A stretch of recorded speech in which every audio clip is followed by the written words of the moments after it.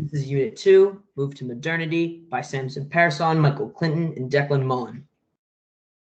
So to start us off, we have the Columbian Exchange. The Columbian Exchange was a trade network from Afro-Eurasia to the Americas. There are many positive and negative effects that came with this trade. For example, some positive effects: Europe gained many resources. Europe gained cash crops like maize and potatoes. Europe gained some natural resources, tobacco, which was a big cash crop. Turkey was exchanged, and peanuts. America received coffee, domesticated livestock, grain, fruit, and sugar. But all these positive effects did come with negative results. Some negative effects are the spread of disease, measles, mumps, you name it, all came from Europe and spread. As a result of that, there was millions of indigenous people died. Their immune systems were just not strong enough to handle the diseases. And ultimately, the Columbian Exchange was the precursor to the slave trade. So the Columbian Exchange, it's very relevant to today. For example, diseases that were exclusive to Europe beforehand have been spread globally through the trade. And today, those same diseases, such as yellow fever, shingles, measles, can now be found in all continents. They're not exclusively landlocked. Another example would be various crops were exchanged along the trade routes. Crops such as potatoes and wheat found new homes in foreign lands. Today, those same crops are major staples in large exports in the Americas and Ireland. They generate huge sums of money, and they also feed the large populations of these countries. Moving on, the Magna Carta was a document established it was approved in 1215 by King John, who the nobles at the time were angry about the absolutistic power of the king, and they wanted to break that down. They wanted to break down the whole dictatorship, which was the whole point of the Magna Carta.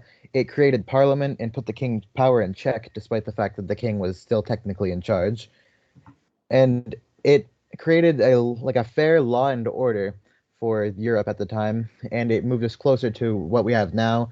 But it built a path for democracy. It developed a constitutional monarchy rather than the old system of monarchy. It deformed absolutism, as I said before. It also inspired many other famous documents. The Magna Carta, the documents that it inspired would affect us the most today, especially in the U.S. here, was the Declaration of Independence, the U.S. Constitution, and the Bill of Rights. Without the Magna Carta, these bills that were inspired by it I don't want to say they wouldn't have been created, but they definitely wouldn't have been as they were. And it would have affected the American Revolution from England and how our country is formed. Also, the Magna Carta rediscovered the concept of representative democracy through Parliament, which moved us way closer to the American system of democracy and the English system of Parliament that there is today. It ended absolutism across Europe and stopped it from spreading to the Americas. All right, back to me. The transatlantic slave trade. The transatlantic slave trade, it started in Eastern Europe and Northern Africa. It ran from the 1500 to 1866. From this time period, 10 to 12 million slaves were traded. And if you were a slave, you had a 60% mortality rate in the first 2 years of becoming a slave. Slaves went through a 5-step process, which came from them being initially captured via being previous war prisoners or just being kidnapped, and the final step being the Americas. But they went from jails to boats, crossing oceans. So a lot of stuff happened, and they were mistreated along the way, so the mortality rate was fairly low. Some of the effects of the slave trade was it set the foundation for modern Europe. Europe made a killing, boosted their economy from the money that they generated off of slavery, and they used that to make some smart investments and progress to the future. Exploitation and natural resources were both used to advance several countries, Europe not being the only one. The Americas were also guilty of having involvement in the trade. And also it became a moral stain on the US and European history. People look back, and the horrible acts of our predecessors are forever engraved in time. It also begins the concept of racism, an issue that's still very relevant today. The transatlantic slave trade today, well, it's very relevant still, as you can see. It's boosted European countries' economies, and it's allowed them to dominate and colonize more of the world. They're more than relevant, and for a while, England, for example, had a large amount of power in India, which they lost eventually. But it also brought diversity into a current-day metropolitan society. For example, America is now referred to as the melting pot due to our large immigrant population. And before, where everything was divided by white and black, now there's a blend of all these cultures and people of various backgrounds coming together and living under the United States of America. As I've said before, racism, that concept started, it harshly affects our current day society, and many people are negatively affected by that, especially of African American descent. Slavery in the Americas led to the Civil War, which almost broke our country apart, and it reformed many United States laws regarding slavery. Some people during the Civil War were in favor of slavery, where others would like to abolish it. Now, finally, one of the most vital events in post-medieval Europe was the Renaissance. It is likely what started the whole chain of Europe moving closer to modernity. It's what moved Europe from medieval times to what we would consider Renaissance times.